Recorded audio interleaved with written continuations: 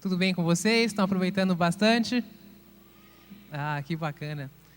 Antes de mais nada, eu gostaria de agradecer ao convite da Cacau Show. É um grande privilégio estar aqui para contar um pouco da minha história para vocês. Mas vou fazer uma coisa diferente. Para ilustrar cada passagem dessa minha vida, dessa minha trajetória, eu vou utilizar o meu companheiro aqui de 12 anos, o meu violão. Eu vou contar desde as minhas primeiras influências, quando eu realmente me decidi por me tornar músico, as dificuldades da carreira e sobre a minha aprovação na Universidade de Alicante, onde eu fui um dos 10 aceitos do mundo para estudar na Espanha. E o encontro com o Instituto Cacau Show que fez isso se tornar realidade. Vamos lá, então? Bom, como muitos garotos da minha época, eu comecei a tocar violão inspirado pela banda Legião Urbana. Nossa, eu queria tocar todas as músicas deles.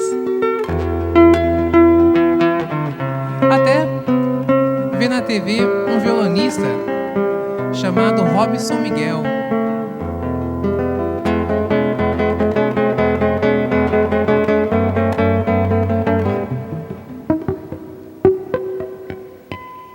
Nossa, eu ficava boquiaberto e vi o que ele era capaz de fazer no violão. Ele fazia desde um berimbau, cavaquinho,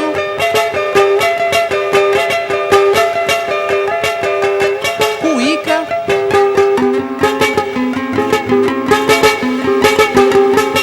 e quando eu pensava que não, ele estava fazendo uma escola de samba.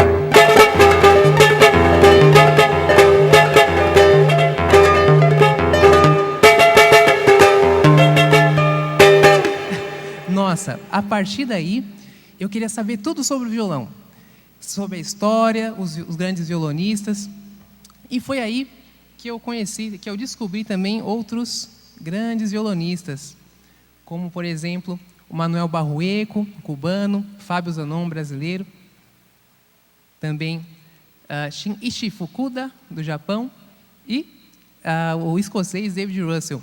Todos eles são considerados hoje os maiores violonistas do mundo. E nessa parte da minha vida eu já tinha duas certezas. A primeira era isso que eu queria fazer para a minha vida inteira. E a segunda era que eu tinha que estudar muito para chegar onde eu queria chegar. E essa parte da minha vida eu chamo de transpiração.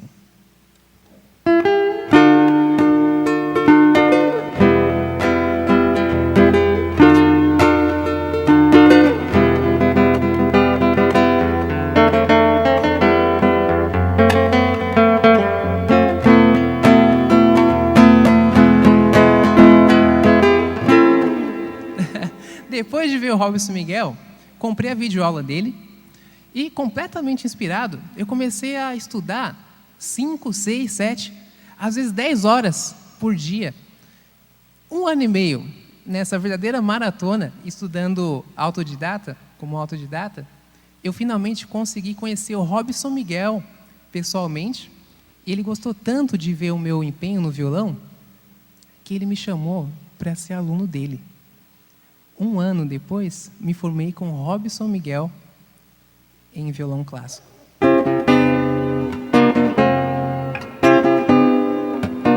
Essa foi minha primeira grande realização.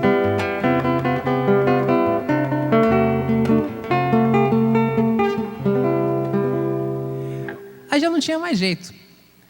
O interesse pela música já tinha aumentado de tal maneira que eu resolvi chegar para meus pais e dizer: mãe, pai, quero ser músico.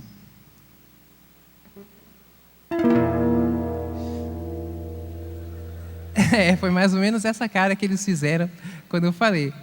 Claro, música sempre foi vista como uma coisa de segundo plano, que música não era profissão, era hobby, que música não dava dinheiro, que música era coisa de vagabundo.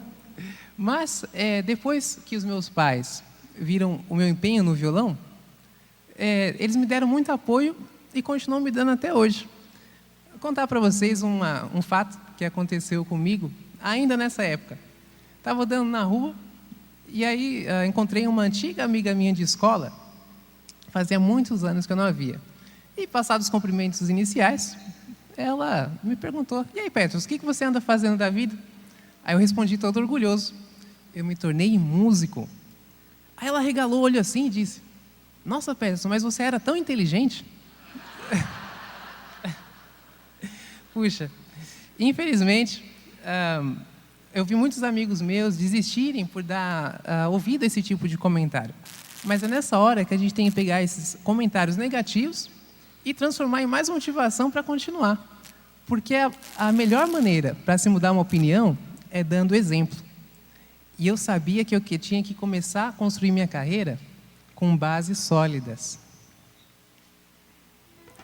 E essa parte da minha vida foi muito interessante, porque eu estava com muita vontade de fazer acontecer, de tudo, das coisas acontecerem.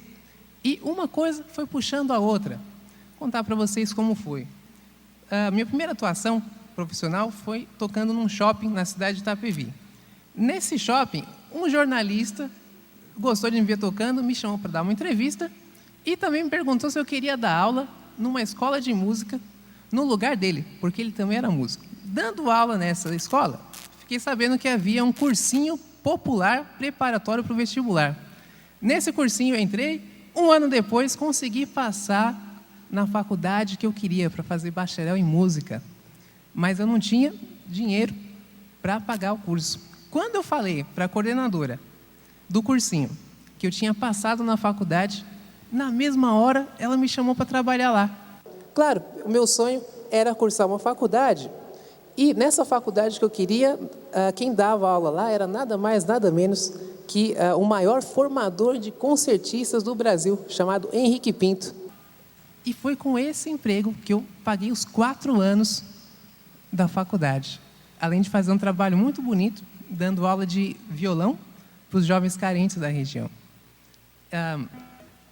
E um ensinamento, a grande lição que eu tiro dessa passagem na minha vida é o quê? Que quando há vontade, há um caminho. Quando há muita vontade, há muitos caminhos. E foi então, enfim, que eu me formei. Hey! Mas foi aí que eu tive meu primeiro grande choque. Depois que acabou o projeto do cursinho, com o diploma na mão, fui tentar arrumar emprego na área da música. Enviava centenas de currículos, propostas de apresentações e nada. Até consegui uma escola para dar aula, mas quase que não cobria os custos básicos. Foi então que um dia estava no meu quarto e recebi uma ligação.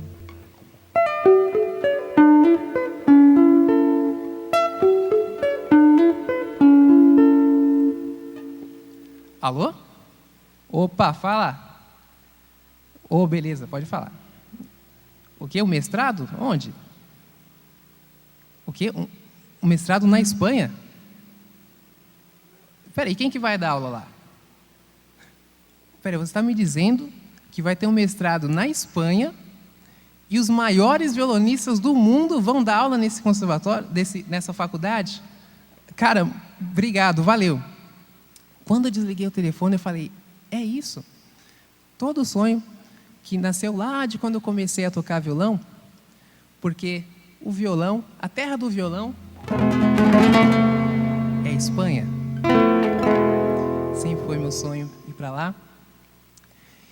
Mas, claro, sabendo da concorrência e mesmo sabendo que era difícil, que tinha os custos, eu resolvi me arriscar. E me preparei como nunca. Foi uma verdadeira, foi verdadeiros 3 meses de pura preparação para mandar o material lá. Um mês depois, eu recebo um e-mail dizendo que eu fui um dos 10 aceitos do mundo para estudar na Espanha. Essa foi a minha segunda grande realização.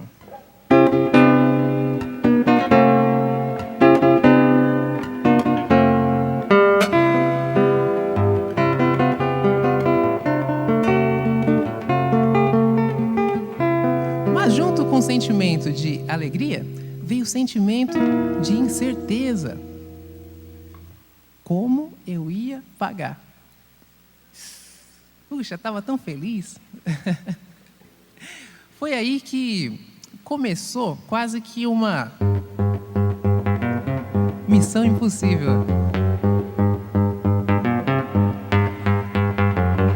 Eu divulguei em jornais, revistas, TV,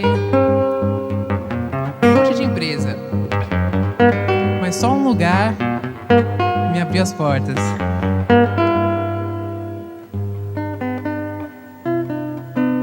O Instituto Cacau Show. Quando eu cheguei para Cacau Show, eles abriram as portas para mim de uma maneira que eu fico muito feliz. Por isso que eu estou muito feliz de contar essa história para vocês, que é uma grande felicidade, viu? E com a Cacau Show, com o Instituto Cacau Show, eu pude ter recursos para realizar o meu grande sonho de ir para a Espanha. E foi aí que a minha carreira ganhou um sabor de chocolate. Bom, e finalmente eu embarquei para a Espanha.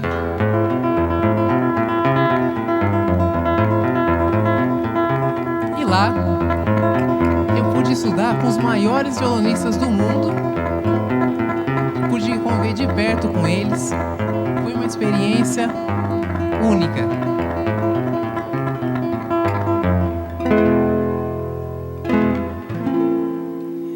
E para finalizar, eu gostaria de deixar uma mensagem para vocês. Porque eu fico pensando, todos esses 12 anos, essa minha trajetória, e se eu tivesse desistido? Muitos amigos meus, talentosos inclusive, desistiram.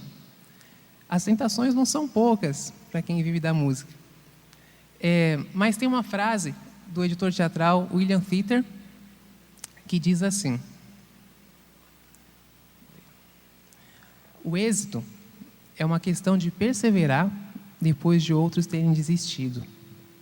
E a pergunta que eu faço para mim mesmo, nesse momento o que fazer depois que todos os seus sonhos foram realizados?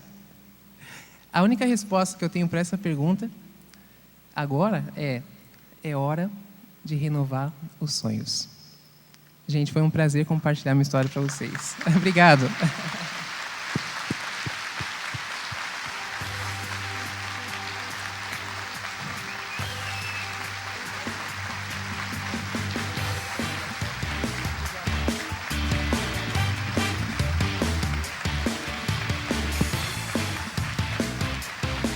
Eu não sei se o Peterson teve a sorte de nos encontrar ou se nós tivemos a sorte de encontrar o nosso caminho.